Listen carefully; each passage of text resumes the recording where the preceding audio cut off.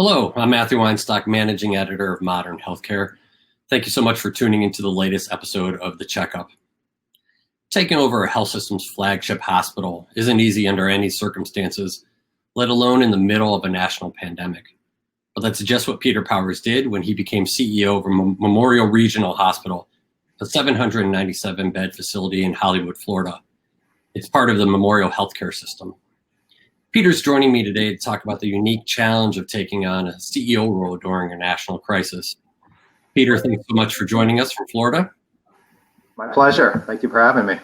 So, as I said, you took on this role in the middle of a pandemic, moved from Colorado to Florida in late March, as I understand, starting the role there. Talk to me a little bit about just day one, walking in the door. You left Colorado, which was obviously going through some COVID, but Florida was much further along in the crisis. Yeah. So it was quite an interesting transition. Day one was about 5 days earlier than was originally planned. I had about a 3-week break between wrapping up my former role in Colorado and then moving to Florida. But about halfway through, I started to get the itch. We were already in Florida, and I asked my wife for permission to start earlier. I wanted to get into the trenches. That permission was granted, and Memorial was also kind enough to move up my start date so that I could get in there. And so you walk in the doors, obviously, as a new CEO. In normal circumstances, you're going to try to get to know the staff. You're going to do some town halls, I'd imagine, do some rounding. This is a different environment, different situation. How do you try to incorporate yourself into the flow of the staff when you're in this crisis? Yeah, it was different in every way. I am very much a firm believer in one-to-one or face-to-face type of introductions. Big fan of management by walking around. So that was a big challenge with this. Memorial really has done a better job than anyone else that I know of in managing this. And so we certainly limited access, and, all meetings pretty much were done via WebEx or Zoom.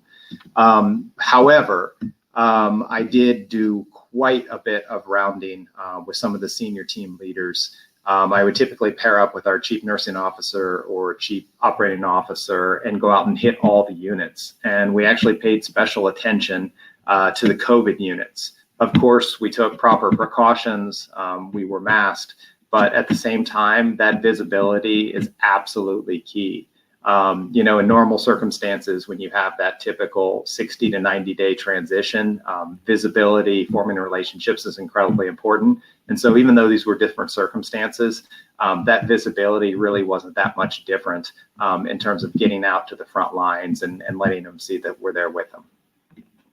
I'd imagine too, at the beginning, when you were even interviewing for the position and you said you had that 3-week window, you had some plans, some ideas, some strategic plans that you wanted to roll out, but here you are in the middle of the pandemic. How have you had to pivot in terms of just some of your goals organizationally? We've, like I mentioned, I could not be more impressed with how Memorial has handled this. And we've basically been focused on one thing and one thing only. And so that definitely altered my plans. But at the same time, I think that first 60 to 90 days, it's so important to do nothing other than go out and listen and form relationships. I think listening is probably the single most important part of that. And so from that perspective, I still have had the opportunity to go out and listen, but it's been a much more narrow strategic focus as well. So that's been the biggest difference in this as I integrate into the organization. I want to talk to me a little bit too then about integrating within Memorial Healthcare itself. You're at the flagship nearly 800-bed hospital, but there are a lot of other facilities Memorial Healthcare runs. What's the process been like for you to integrate with your colleagues across the system? Yeah. So, one of the really unique things about Memorial that really attracted me was you have incredible stability and leadership and tenure. And so the leaders of this organization, many of my department leaders, they've all been here for quite a while. And so they know the organization inside and out. And so during my interview process, that culture came through loud and clear. And you know, those were normal times. So I had the good fortune of getting to meet a lot of the senior leaders in the organization. So I already felt like I knew them pretty well before I came.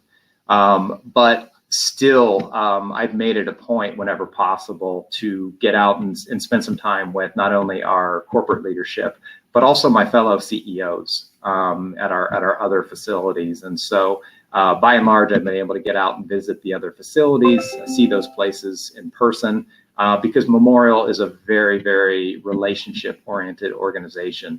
So it's important to develop those relationships as quickly as possible. So let's talk a little bit about where you are now.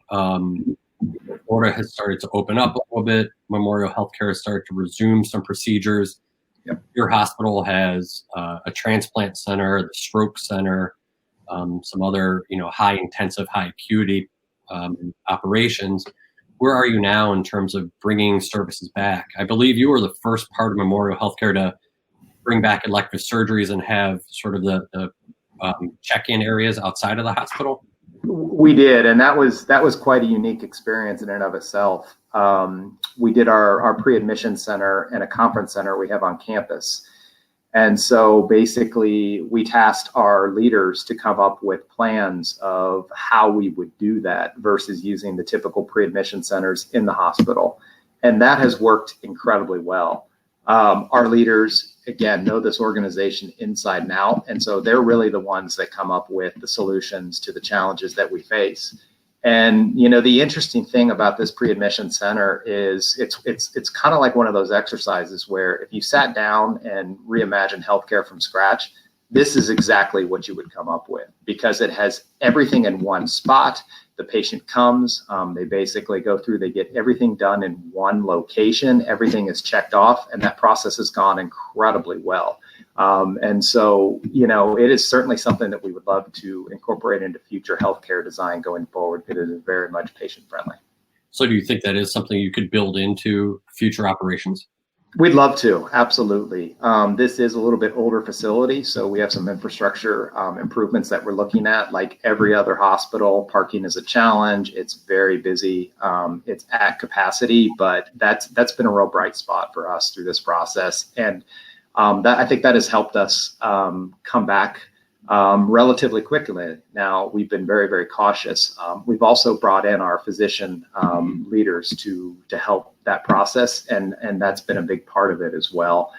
We've really been careful about what we brought through the operating room so that we did not bring too much back too quickly, because beds are always a premium here. And so we had to be very careful that we weren't doing too many surgeries that required subsequent inpatient stays. So of course we've had to manage the critical things, the urgent things, but we've had to limit capacity to make sure that we had beds available for those patients that needed those surgeries. Right, sure.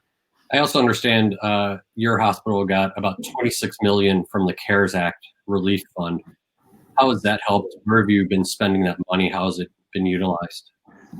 So we actually haven't utilized a lot of it yet. This organization has an incredibly strong balance sheet. So we've managed very, very well through this pandemic. Again, one of the things that just has phenomenally impressed me about this organization is the nimbleness. And so, yes, we've had our financial challenges like everybody else, but we are also able to react very quickly, limit expenses, so that we were not nearly as impacted as many other places have been. So we've been very fortunate for that. And, many years of good, prudent financial management give us a strong balance sheet to rely upon. So given some of the concern we've seen over the CARES Act funding, that hospitals that maybe had stronger balance sheets still getting that money, yeah. Is there an inequity there? Is that something that you would consider getting back, or how? What are your thoughts about that? I would say we've really been nimble and kind of followed the rules. We are a safety net hospital, and we are a hospital district, so we certainly do more than our fair share. So in terms of inequity, you're probably never going to make everybody happy. But we've kind of followed the same rules as everybody else, and we've done well. Okay, I'm curious too, as we said, Florida is reopening, a little bit quicker than some other states. Yeah.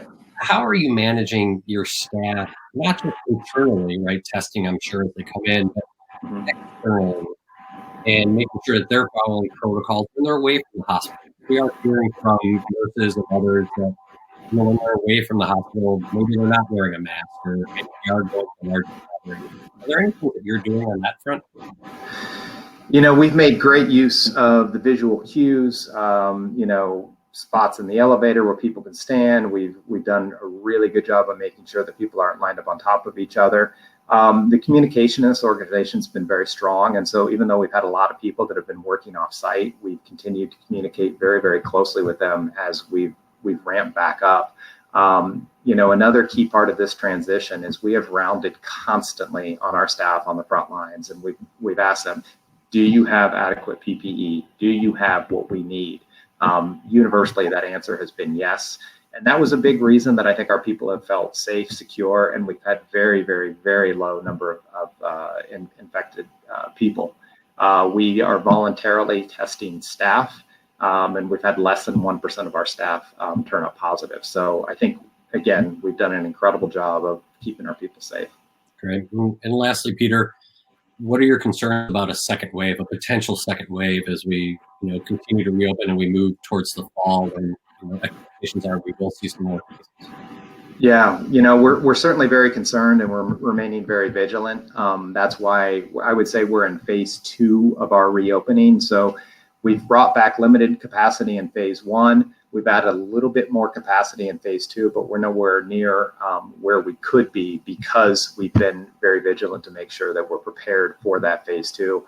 We do expect it, especially as the state opens. Also, again, being a safety net hospital, this is the place where the community will come if the disease comes back. And so we take that very, very seriously. And that is our duty to the community that we serve to be ready and prepared should it happen.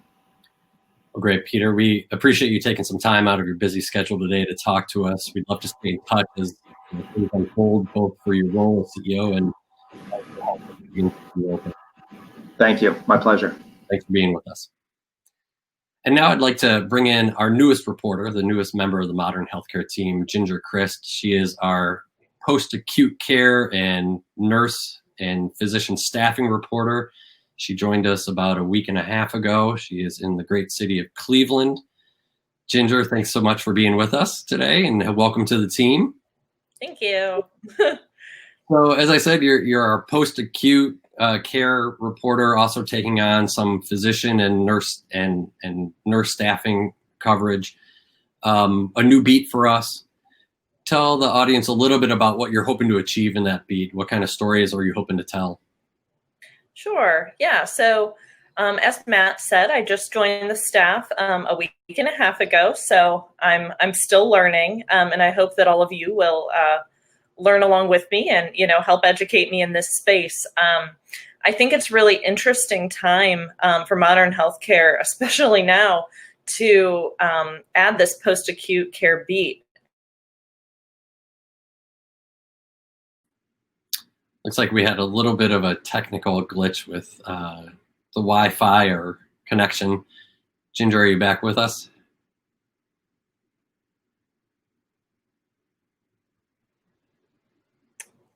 Am I here now?